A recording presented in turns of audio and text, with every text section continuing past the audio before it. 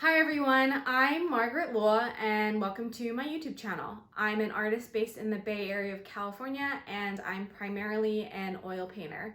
I paint landscapes and seascapes and anything in nature that inspires me. In today's video, I wanted to share my favorite books as an artist. I'm a really big reader and I wanted to share a few book recommendations that have helped me think about creativity and the creative process. I also wanted to share some books that have helped me make the leap into becoming a full-time artist and that provided me some advice for building a sustainable creative practice. And before we get into the video, I just wanted to note that this video isn't sponsored by anyone, so if you want to support me and my work, you can like this video, you can subscribe to my channel, or you can share this video with a friend. It really helps me out a lot. So to get started, the first book on creativity that I read was Big Magic by Elizabeth Gilbert, that I think is a pretty popular book. I first read this book while I was still working and had just barely started to paint again, and this book mostly follows Gilbert's anecdotes and stories about creativity and the work that goes into pursuing creative passions. I think because this was the first book that I read about creativity, I felt like it really opened my mind to the possibility of leading a creative life and kind of knowing that just by painting and creating something that I was an artist. And I will note that when I first read this book, I didn't really buy into everything that she was saying. I think because I have a pretty analytical mindset and I wanted things to be based on facts and evidence and research and not just on anecdotal stories.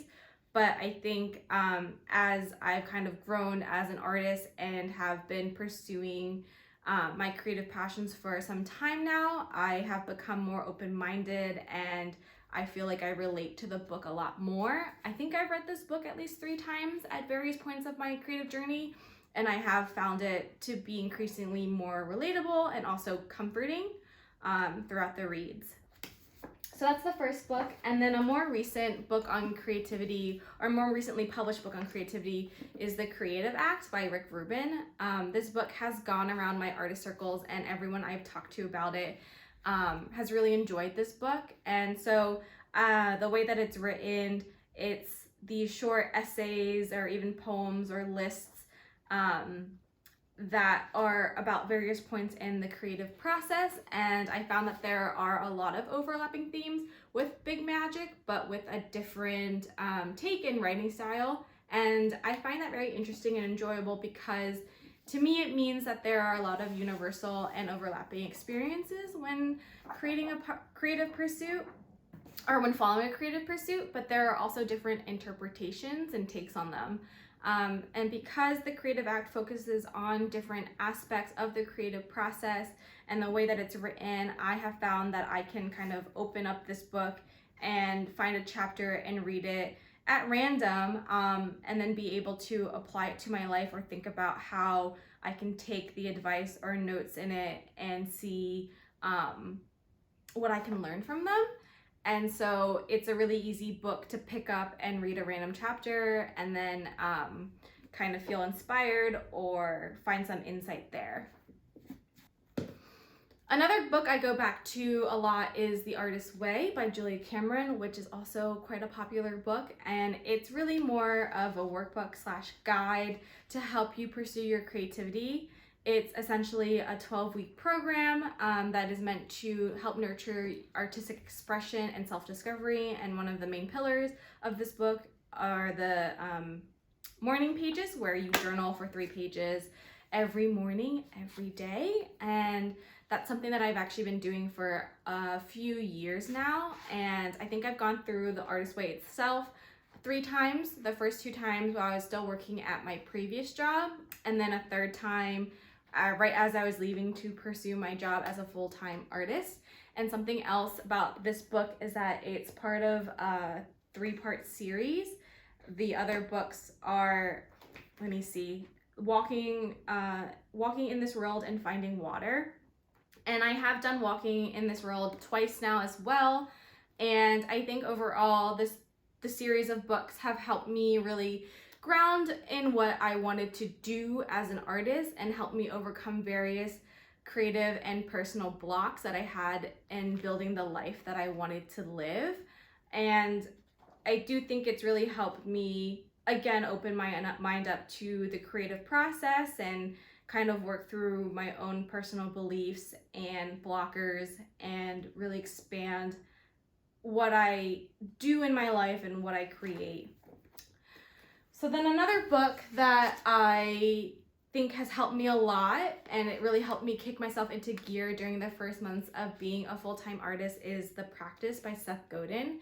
And part of what attracted me to being a full-time artist was that I got to be my own boss, which meant that I set my working hours and I set the goals that I worked on and chose what I wanted to do with my time.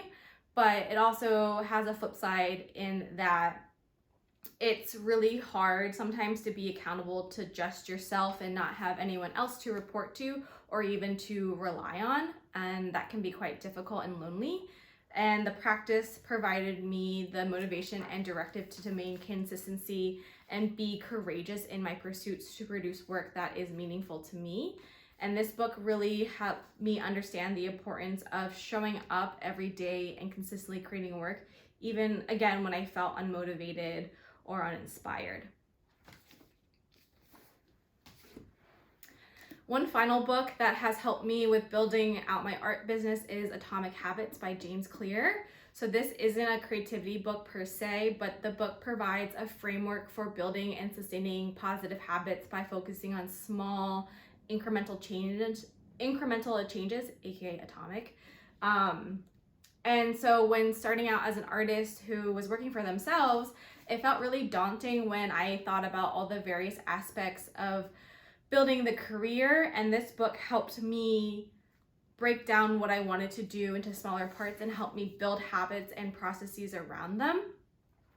This book and the previous 4 books that I had mentioned really highlighted the importance of showing up and putting the work in even when you don't feel inspired or motivated, because it builds the habit that eventually makes it so easy to show up and do the work to a point where maybe you don't have to really think about it. And so an example for me was that I really struggled with showing up and painting every day, which is really the basics of being a painter. I couldn't even consistently show up and paint because I either felt unmotivated or uninspired, and I just didn't have the habit around it. I wasn't used to painting every day. I did computer work and it just felt different. But something that I realized that I had to do was start small and then improve around that small habit at first. So the small habit that I built was showing up and painting 30 minutes a day. And so what I did was that I did have a habit around my morning pages from The Artist's Way, and then I stacked onto that habit by saying, okay, after I did my morning pages, I'm going to paint for 30 minutes. And so I'd walk over to the easel and paint for 30 minutes, no matter how I felt, whether I thought the painting session was going well, whether it looked good at the end, but I would just do it for 30 minutes. And then within a year and a half now, I show up to the studio and I paint during the week, and I go almost every weekday, and I can paint for up to 5 to 6 hours. And it seems like a really big leap from 30 minutes to 5 and 6 hours and doing that almost every day, but it's something that I built and improved upon over the course of a year and a half. And the days that I don't show up during the week to paint are days that I have actively decided that I am not painting because I have other obligations or responsibilities that I need to do for the day. And in that way, it doesn't feel like I'm unconsciously slipping out of the habit. So that's something that I have also built into this overall process and habit of painting for my business. So those are some of my favorite books about creativity and building a creative practice, being an artist.